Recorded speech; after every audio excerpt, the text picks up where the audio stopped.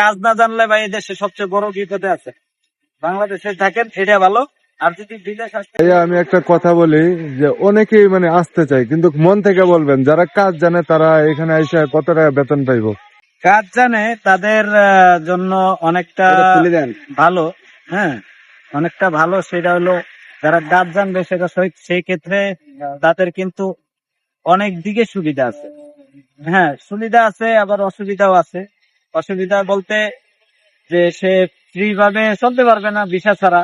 Visa ছাড়া অনেক কাজ, অনেক ফ্যাক্টরিতেই কাজ করা যায়, ঠিক আছে, কাজের কোনো বাধ্যবাধকতা নাই, সমস্যা নাই।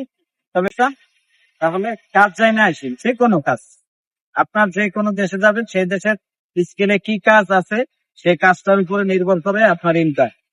আপনি যদি কাজ এখানে আসছেন ওয়েল্ডিং এর কাম বা আপনি বিল্ডিং এর কাম, এই দেশে এদের খাওয়া নাই। গার্মেন্টস এর কাম ছাড়া এই দেশে খাওয়া নাই কিছু।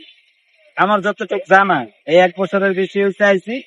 হ্যাঁ, তো আমার আইডিয়ায় এইটুক, এর বেশি আর জানি না। তবে হয়তো বা আর ভালো কাজ থাকতে পারে, তবে গার্মেন্টস এর কাজটাই এভেলেবেল আমাদের বাঙালিদের জন্য। ও, ঠিক আছে, মানে অন্য ভালো কাজ আছে জানলে, কিন্তু সেটা বাঙালিদের জন্য না। না ভালো কাজ জানলে কিছু কিছু জায়গায় আছে, সব জায়গার কথা বলি না, কিছু কিছু জায়গা আছে 40,000 50,000 টাকাও কামাইতে পারবে।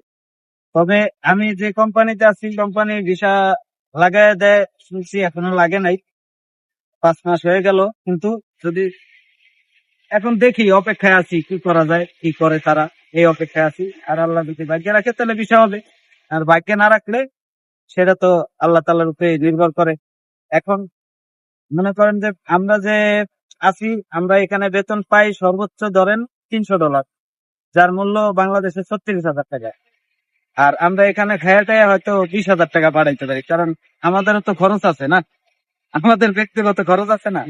তবে হ্যাঁ, 50,000 টাকা 60,000 টাকা যেখানে কামাইতে পারবেন সেটা আপনার কাজের উপরে নির্ভর করে। সেই জায়গায় যদি আপনি ভালো হয়ে সেট হয়ে যান, অবশ্যই সেখানে আপনার 50,000 টাকা পাইলে 40,000 টাকা বাংলাদেশে পাঠাইতে পারবেন। থাকা খাওয়া যতই নিজের হোক, নিজের ব্যক্তিগত কিছু খরচ থাকে, পুরুষ মানুষ একটু খরচ আছে। আচ্ছা।